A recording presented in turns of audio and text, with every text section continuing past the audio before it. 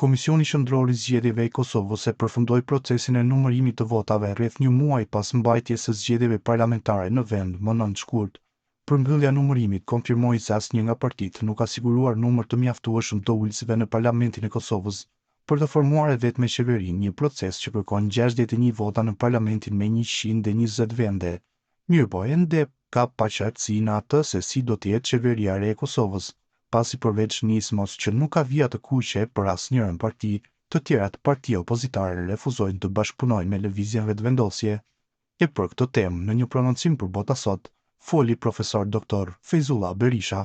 Së pari ai u shpreh se duke parë rezultatet e formimit të qeverisë së re do formohet përmes një koalicioni, ku për këtë tha se mund të ndodhin disa skenar.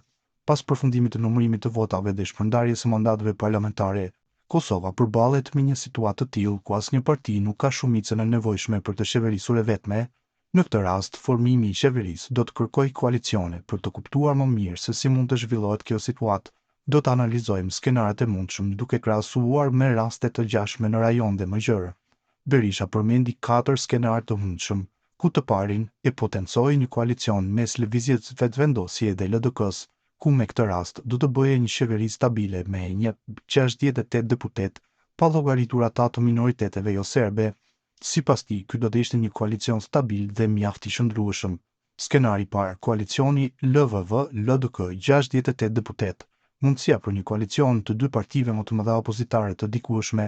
Ky koalicion do të krijonte një shumicë të qëndrueshme prej 68 deputetësh dhe do të evitonte varësinë nga partitë e vogla dhe minoritetet. Shumicë e sigurt pa nevojën e votave nga pakicat etnike do të shmangte akuzat për ndikime të Serbisë, duke mos e varur qeverinë nga votat e listës serbe. Potencialisht do të ofronte një qeverisje më të qëndrueshme bazuar në përvojën e mëparshme të bashkëpunimit, për shembull koalicioni LVV-LDK 2019. Kundër, mosbesimi ndërsjellët pas prishjes së koalicionit të vitit 2020, ku LDK e rrëzoi qeverinë Albin Kurtit me mocion mosbesimi. LDK mund të kërkojë poste kyçe si presidenti ose kryetari i kuvendit, gjë që mund të mos i përshtatet lëvizjes vetëvendosje. Përvojat e ngjashme në Ballkan tregojnë se koalicionet të ndërtuara mbi një histori përplasjesh të forta zakonisht nuk kanë jetë gjatësi. Një shembull i ngjashëm është Bosnia dhe Hercegovina, ku koalicionet mes partive të mëdha shpesh dështojnë për shkak të rivalitetit të brendshëm.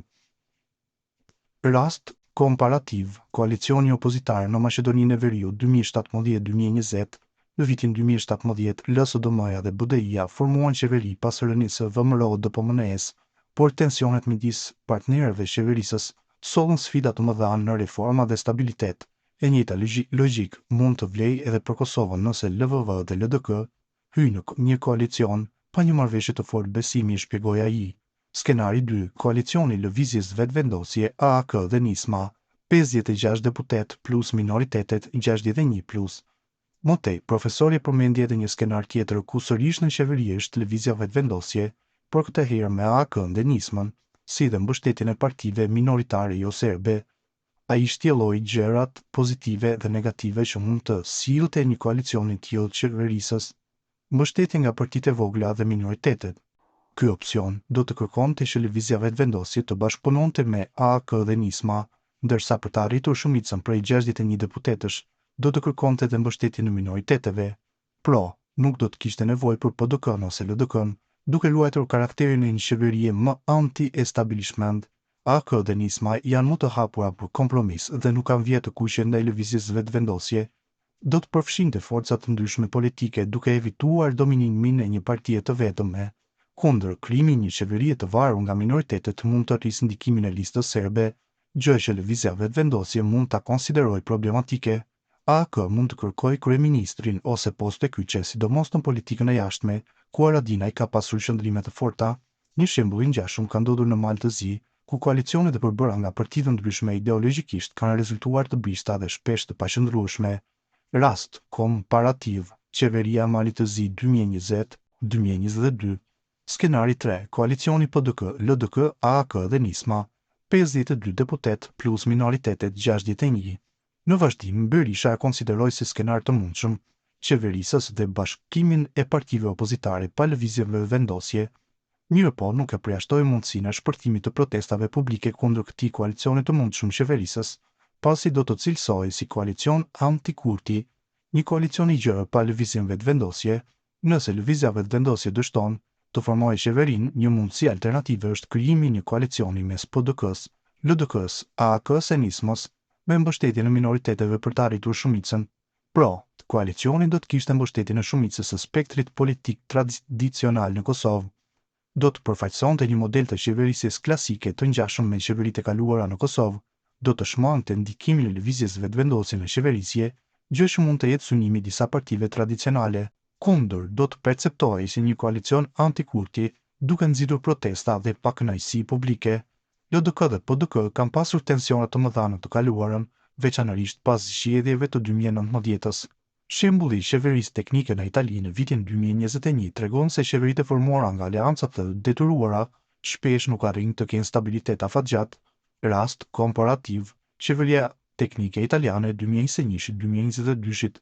Skenari i katërt, zgjedhje të reja, si skenar të fundit të mundshëm. Ai përmend zgjedhje të reja, e që sipas tij mund të prodhojnë një shumicë më të qartë për një parti. Megjithatë, zgjedhjet e reja mund të krijojnë pasiguri politike dhe ekonomike në vend. Nëse asnjë nga opsionet nuk funksionon, Kosova mund të përballet me zgjedhje të reja. Do t'i lejonte qytetarët të rikonfirmonin ose të ndryshonin orientimin politik. Mund të prodhonte një shumicë më të qartë për një parti ose blok politik. Kundër, do të krijonte pasiguri politike dhe ekonomike. Zgjedhjet e reja nuk garantojnë domosdoshmërisht një rezultat shumë ndryshe nga ky aktual. Skenari më i mundshëm është që lëvizja vetëvendosje të negociojë me LDK-n ose me AAK-n dhe Nismon dhe minoritetet.